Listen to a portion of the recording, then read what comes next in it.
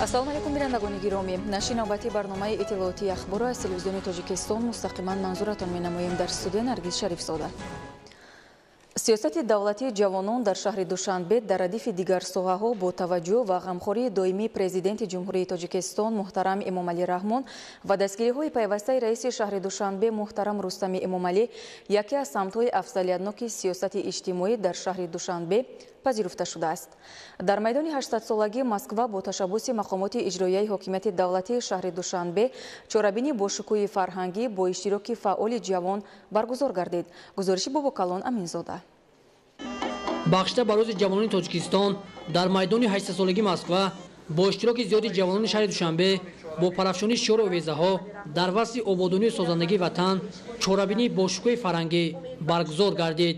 қабл аз оғози барномаи фарҳангӣ масъулини мақомоти иҷроияи ҳокимияти давлатии шаҳри Душанбе суханронӣ намуда аз ҷумла таъкид доштанд, ки дар ҷумҳурии Тоҷикистон барои баланд бардоштани сатҳи ҷаҳонбинӣ ва худшиносию ватандӯстии насли наврас қонуни ҷумҳурии Тоҷикистон дар бораи ҷавонон, консепсияи миллии сиёсати ҷавонон ва дигар барномаҳои давлатӣ амалӣ мегарданд. ҳукумати мамлакат ташаббусу пешниҳодҳои созандаи ҷавононро ҳамеша дастгирӣ намуда барои амалӣ гардидани онҳо имконият фароҳам меорад. давоми солҳои охир бо ташаббуси пешвои миллат президенти ҷумҳурии Тоҷикистон муҳтарам Эмомалӣ Раҳмон барои ҷалби ҷавонон ба варзиш ва солимии ҷавонон дар шаҳру ноҳияи мамлакат, махсусан дар шаҳри Душанбе садҳо толор ва майдончаҳои муосири варзишӣ сохта ва истифода дода шуд, ки ҷавонон аз ин шароити фароҳам гардида истифода мебаранд. сами ҷавонону наврасон дар амалинамоии сиёсати давлатии мамлакат назаррас буда дар таҷлил ва баргузории чорабиниҳои фарҳангию фароғатӣ дар доираи эълон гардидани Душанбе пойтахти фарҳангии иттиҳод дар соли 2021 ва 30-солагии истиқлоли давлатии ҷумҳурии Тоҷикистон нақши назаррас доранд. барои болидарӯҳии ҷавонон ва иштирокчиён аз ҷониби ҳунармандон барномаи рангини консертӣ ташкил карда шуд. барномаи консертӣ аз шеъру суруд ва таронаҳои ватандӯстона иборат буда диққати тамошобинонро ба худ ҷалб кард. чунин тадбир бо мақсади қонеъ намудани талаботи маънавии шаҳрвандон дар доираи дастури супоришии ҳукумати ҷумҳурии Тоҷикистон ва нақшачорабиниҳои мақомоти иҷроии ҳукумати давлатии шаҳри Душанбе амалӣ гашта имкон медиҳад, ки ҷавонон чунин рӯзҳоро дар фазои сулҳу суботи мамлакат бо фароҳу шодӣ канори ҳам гузаронанд. Бобокалон Аминзода, мақсади мақсад ахбор. бо мақсади татбиқи босамари сиёсати давлатии ҷавонон, мусоидат ба раванди тарбияи ватанпарастӣ ва дар сатҳи баланди фарҳангӣ ва эҷодиву маърифатӣ таҷлил намудани рӯзи ҷавонони Тоҷикистон дар вилояти Хатлон тадбирҳои судман амалӣ карда мешаванд. дар доираи таҷлил намудани рӯзи ҷавонони Тоҷикистон дар шаҳру ноҳияҳои вилоят чорабиниҳои фарҳангию варзишӣ гузаронида шуд. гузориши хабарнигорони мо. рӯзи ҷавонони Тоҷикистон дар шаҳри Нораки вилояти Хатлон бо баргузории чорабиниҳои варзишиву фарҳангӣ ва намоиши дастовардҳои замони истиқлоли давлатӣ бо шукӯҳу шаҳомати хоса таҷлил карда шуд. дар намоишгоҳ дастоварду комёбиҳои ҷавонон дар солҳои истиқлоли давлатӣ дар соҳаи маориф, варзиш ва дигар самтҳои мавриди таваҷҷӯҳ намоиш дода шуд, ки ҳамагон тавонистанд дар ин рӯз аз дастоварду комёбиҳои ҷавонони шаҳри Норак шинос шаванд. намояндагони мақомоти иҷроияи ҳокимияти давлатии шаҳри Норак таъкид намуданд, ки ҳукумати Тоҷикистон барои ҳалли мушкилоти ҷавонон роҳандозии тадбирҳои амалӣ вобаста ба тақвияти фаъолияти онҳо дар ҷомеа, таъмин кардани иштироки фаъоли ҷавонон дар ҳаёти сиёсӣ, иқтисодӣ ва иҷтимоии кишвар, тарбияи ватандӯстӣ ва таҳкими ҳуввияти миллӣ дар ниҳоди ҳар як намояндаи насли имрӯза давра ба давра иқдомоти мушаххасро амалӣ намуд. дар идома ба ҷавонони фаъоли ноҳия, омӯзгорону волидони онҳо ҷиҳати иштироки фаъолонашон дар чорабиниҳои фарҳангию маърифатӣ, инчунин дастовардҳои назаррас дар соҳаи варзиш ва маориф бо тӯҳфаҳо ва ифтихорномаи мақомоти иҷроияи ҳокимияти давлатии шаҳри Норак сарфароз гардиданд. дар шаҳри Норак ҷиҳати дастгирии ҷавонон ҷалби онҳо ба намудҳои гуногуни варзишӣ ва соҳибшуғл намудани ҷавондухтарон иншооти таъйиноти гуногун мавриди истифода қарор дода шуд, ки имрӯз аз шароити мусоид ҷавонон истифода мебаранд. ҳамрази Абдулмаҷид Баҳодир Ҳасанзода, шаҳри Норак, ахбор. در نویه میر سعید علی حمدانی نسبت به دستگیری و فراهم آوردن شرایط مساعد جهت دانش و هنرآموزی جوانان و جلب هرچی بیشتر آنها به کارهای جمعیتی تدبیرهای ضروری عملی کرده می شود. عین زمان در پیشرفت هم سوال خواجگی خلق نویه نقش جوانان مهم ارزیابی گردیده. از شماره عمومی متخصصان قریب 30% آن را جوانان تشکیل می‌دهد. از جمله در دوام چند سال اخیر بیش از 100 نفر جوان پسران جوان دخترانی که مؤسسه‌های عالی تعلیمی را طبق کوتای پرزیدنتی ختم کردند در ساحه اقتصادی و اجتماعی نویه به جای کاری تامین گردیدند. به خاطر من بعد نیز در این زمینه دستگیری و هوسمندی جوانان با ابتکار مقامات اجرایی حکومت دولتی و بخش کار با جوانان و ورزش نویه چهاربینی روز جوانان در سطح بلند دایر گردید. در این تدبیر نمایش دستاورد نورسان جوانان تشکیل کرده شد که در آن نمونه هنر و مهارت خویش را پیشنهاد حاضرین گردانیدند. طور تاکید شد بخشیده به استقبال روز جوانان تاجیکستان در نویه یک سلسله چهاربینی‌های معرفتی و فرهنگی و ورزشی راه اندازی گردیده. شماره زیادی جوانان در آنها فعالانه شرکت ورزیدند. اوید به دستاورد ورزشگران مسئولین ابراز داشتند که سال روان ورزشگران نویه در یکچند مسابقه ولایتی و جمهوری شرکت ورزیده سزاوار 34 مدال و جایهای افتخاری گردیدند. در این دوره در آزمون‌های فنی نیز خوانندگان مؤسسه‌های تعلیمی اشتراک کرده مقام نمایان را اشغال نمودند. در نویه سهم جوانان در کارهای آبادانی و رشد فعالیت صاحبکاران نیز شایسته ارزیابی شده. در چهاربینی و غالبان تدبیرهای جشنی صاحبکاران و متخصصان جوانی که در ساحه‌های معارف، تندرستی، فرهنگ، ورزش و ساحه کشاورزی نویه کار و فعالیت دارند سپاسنامه و افتخارنامه‌های مقامات اجرایی حکومت دولتی تقدیم کرده شد. در شهر و نویه‌های ولایت استوغ نیز بخشیده به روز جوانان سلسله چهاربینی‌های فرهنگی و فراغتی و راهپیمایی‌های ترغیباتی برگزار گردیدند. گزارش همکاران ما.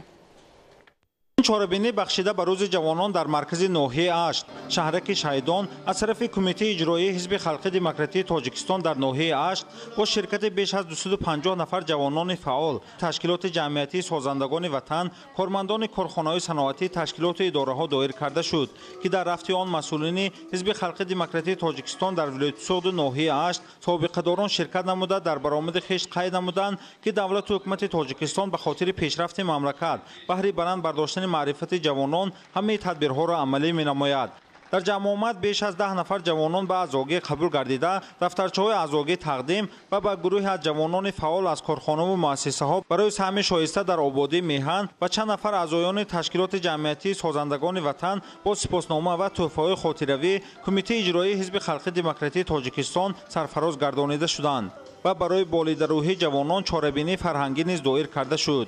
در دانشگاه دولتی حقوق بیزنس و سیاست تاجیکستان با افتخار روز جوانان تاجیکستان و 30 سالگی استقلالیت دولتی جمهوری تاجیکستان همایش جمهوریوی آنلاینی تحت عنوان جوانان مقابل تروریسم و اکستریمیسم برگزار گردید. قبل از آغاز همایش در صحن دانشگاه مذکور با اشتراک کارمندان، استادان و دانشجویان دانشگاه تحت شعار صلح و وحدت، آسایشتگی مرام ماست و تروریسم را محکوم می‌نماییم عکسیه گذرانیده شد که در آن دانشجویان با شعار و آویزه‌های پدیده منفور و خطرزای جهانی تروریسم و اکستریمیسم را محکوم می‌نماییم هم‌آوازی خویش را برای صلح و دوستی، رشد و ترقیات کشور ابراز داشتند.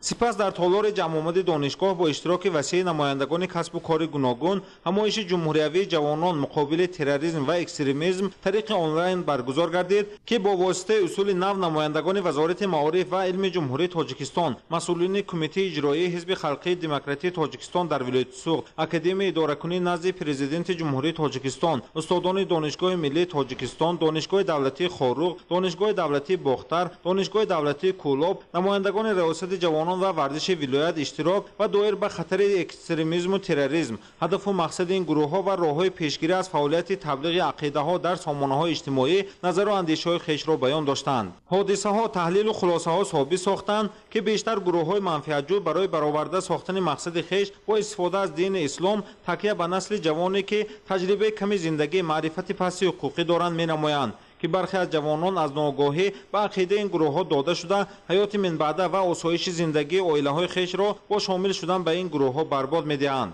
از جریان چهاربینی آگاه بود که جوانان با یک مسئولیت بلند در این همایش اشتراک داشتند و مراجعت نامه‌ای که برای کل جوانان کشور قبول گردید ماهیتی هدف اساسی این برنامه را انعکاس کرد و من باور دارم که این چهاربینی من بعد نیز برای بلند برداشتن حسی وطن دوستی سرجم کردن تمام جوانان نیرومند و با عقل و با سوکاوت کشور ما یک مساعدتی خیلی مهم را روی کار خواهد آورد. در همایش جمهوریوی تحت عنوان جوانان مقابل تروریسم و اکستریمیسم که در دانشگاه دولتی حقوق بیزنس و سیاست تاجیکستان دایر شد، همه شرکت کنندگان برآمد کرده قید نمودند که در دوره رشد تکنیک و تکنولوژیا، پیشگیری خطر تروریسم و اکستریمیسم در زمان معاصر، فعالیت یک جایه برای برگزاری چهاربینی‌های فرهنگی با اشتراک جوانان همه منطقه‌های کشور، تبادل تجربه، همکاری دائمی دانشگاه‌ها بیشتر به راه مانده شود.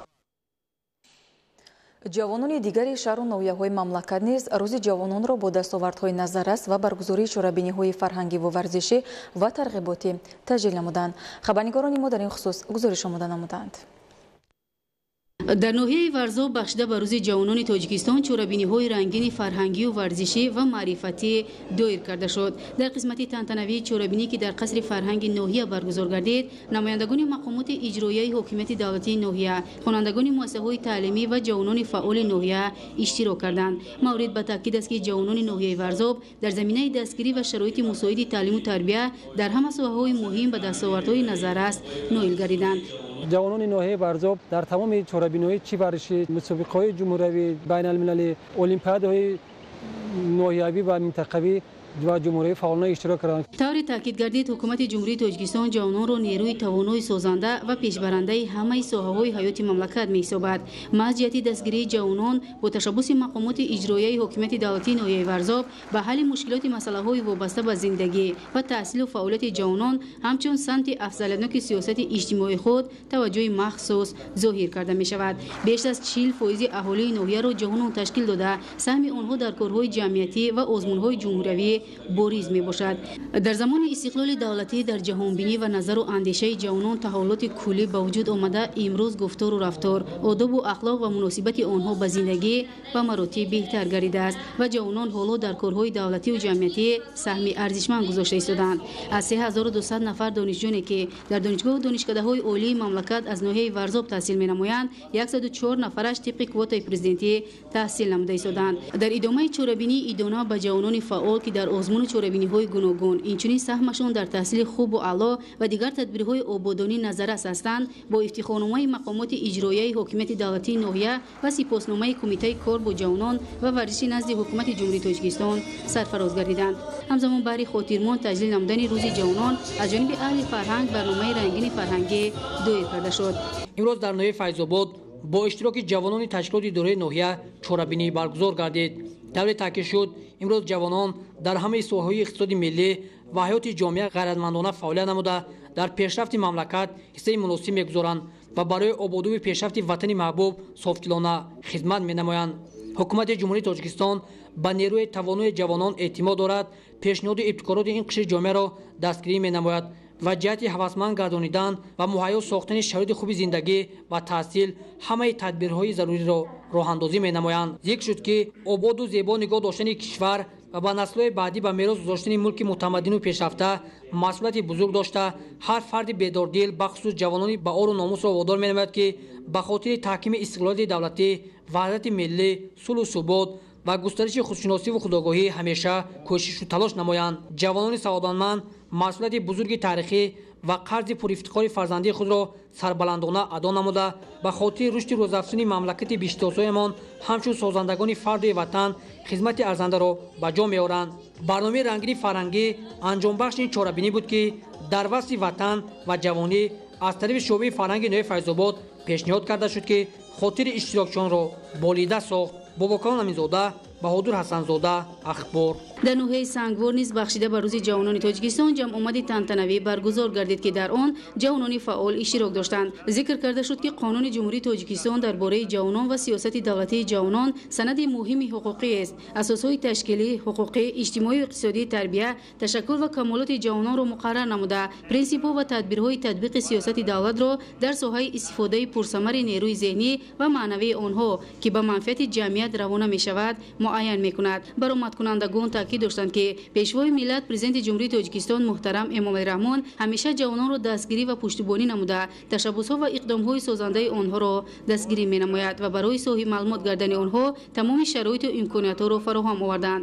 дар ноҳияи сангвор низ барои ҷавонон шароити арзандаи таҳсил фароҳам оварда шуда сол ба сол шумораи онҳое ки тибқи квотаи президентӣ ва ҳам тавассути маркази миллии тестӣ назди президенти ҷумҳурии тоҷикистон ба донишгоҳҳои олӣ ва муассисаҳои касби миёнаи ҷумҳурӣ дохил мешаванд афзоиш ёфтааст. ҷавононро зарур аст ки ҳамаи шароит ва имкониятҳои муҳайёкардаи давлатро самаранок истифода бурда илму дониш омӯзанду зиракии сиёсиро аз даст надода барои пешрав ва рушду нумӯи ояндаи тоҷикистони соҳибистиқлол тамоми нерӯи худро равона намоянд, зеро фардои дурахшони ватани азиз аз ташаббусҳои наҷиб ва анҷоми рисолатҳои бузурги мо ҷавонони саодатманд оғоз мешавад. дар ноҳияи лахш чорабинии бахшида ба рӯзи ҷавонони тоҷикистон бо ташкили мусобиқаҳои гуногуни варзишӣ аз ҷумла давидан ва роҳпаймоӣ оғоз гардид. ҷавонони фаъоли ноҳия бо дарки баланди масъулиятшиносӣ ва ҳисси баланди миллӣ дар тадбирҳои солимгардонӣ иштирок карданд. ҷавонони ноҳияи лахш низ аз ин ғамхориву дастгириҳои беназири роҳбари давлат баҳраманд буда варзишгарон дар мусобиқаҳои гуногуни варзишӣ иштирок карда ҷойҳои ифтихориро соҳиб гардиданд. бахшида ба рӯзи ҷавонони тоҷикистон як зумра ҷавонони фаъол бо сипоснома, ифтихорнома ва тӯҳфаҳои мақомоти иҷроияи ҳокимияти давлатӣ ва бахши кор бо ҷавонон ва варзиши ноҳия қадрдонӣ карда шуданд. нуриддини қурбон, баҳриддини исмониддин, убайдуллои сайвалӣ аз ноҳияи лахш барои барномаи ахбор. 23 май дар сартосари мамлакат ҳамчун рӯзи ҷавонон қайд карда мешавад. ба ин муносибат имрӯз дар шаҳри турсунзода чорабинии бошукӯҳ доир гардид. нахуст роҳпаймоии ҷавонон баргузор шуд. дар роҳпаймоии мазкур беш аз 4000 ҷавонони варзишгар ва донишҷӯён бо парафшонии шиору овозаҳои ватандӯстиву меҳанпарастӣ рамзҳои давлатӣ аз назди майдони шоҳ Исмоили Сомонӣ гузаштанд. дар қисмати тантанавии чорабинӣ таҳти шиори ҷавонон пайрави пешвои миллат ва давомдиҳандагони ҳадафҳои олии кишвар иштирокчиён доир ба ҳадафу ибтикороти созандаи роҳбарияти олии мамлакат ибрози назар карданд. зикр карда шуд ки таваҷҷӯҳи махсуси роҳбарияти олии давлати ҳукумати мамлакат дар пешрафти ҷомеа ва бахусус ҷалби бештари насли ояндасози миллат ба омӯзиш ва аз худ кардани илмҳои муосир замина мегузорад. барномаи мукаммали фарҳанги фароғатӣ бахшида ба рӯзи ҷавонони тоҷикистон боиси хушҳолии бештари иштирокчиёни чорабинӣ гардид.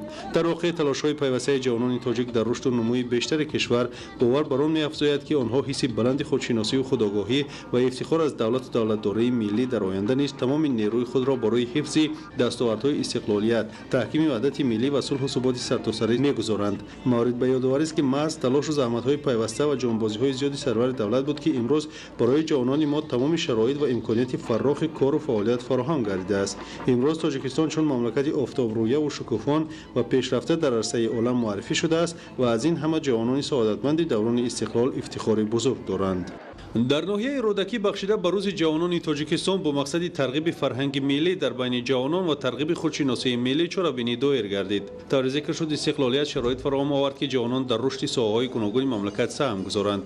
ҳукумати ҷумҳурии тоҷикистон низ ҳанӯз аз аввали солҳои соҳибистиқлолӣ ба ин қишри созанда такя намуда як қатор барномаву стратегияҳои муҳимро амалӣ намуд. ҷавононро мебояд сабақҳои таърихро ҳамчун дастоварду неъмати бузург ҳаматарафа омӯзанд, ба ҳифзу дастовардҳои кишвари соҳибихтиёри худ ҳамеша омода ва аз равандҳои солиму носолими ҷаҳонӣ имрӯз огоҳ бошанд. тавре гуфта шуд эҳтиром ва гиромидошти арзишҳои миллию давлатии тоҷикистони соҳибистиқлол ва ҳифзи манфиатҳои кишвар бояд асос ва ҷавҳари тарбияи ватандӯстиву худогоҳии ҷавононро ташкил намояд. дар ин чорабинӣ оид ба иҷрои дастуру супоришҳои роҳбарияти олии давлати ҳукумати ҷумҳурии тоҷикистон ки ҷиҳати баланд бардоштани сатҳи зиндагии аҳолӣ ва таҳкими пояҳои истиқлоли давлатӣ нигаронида шудааст ибрози назар карда шуд. тавре таъкидгардид давоми солҳои соҳибистиқлолӣ бо талошҳои пайгиронаи ҳукумати мамлакат соҳаҳои гуногуни иқтисоди миллӣ боло рафта, махсусан дар деҳот инфраструктури муосир кору хизматрасонӣ ва рушди соҳаи варзиш ба қайд гирифта шуд. тамоми ин солҳо махсусан дар ноҳияи рӯдакӣ иншооти зиёди аҳамияти иқтисодию иҷтимоӣ ва хизматрасонӣ дошта мавриди баҳрабардорӣ қарор дода шуд ки дар ин самт бо ҷои кор тамин гардани аҳолӣ махсусан ҷавонон ва бо ин восита баланд бардоштан сатҳи некуаҳволии сокинон мусоидат намуд. барномаи рангини фарҳангӣ ки дар доираи ин чорабинӣ баргузор гардид баёнгари ифтихороти миллӣ ва арзишҳои маънавӣ буда ҷавонон ин рӯзро хубу хотирмон гузаронида дар фазои орому осудаи кишвари соҳибистиқлол шодиву хурсандӣ намуданд. бинандагони гиромӣ дар ҳамин ҷо барномаи иттилоотии ахбор ба анҷом расид. хайр саломат бошед.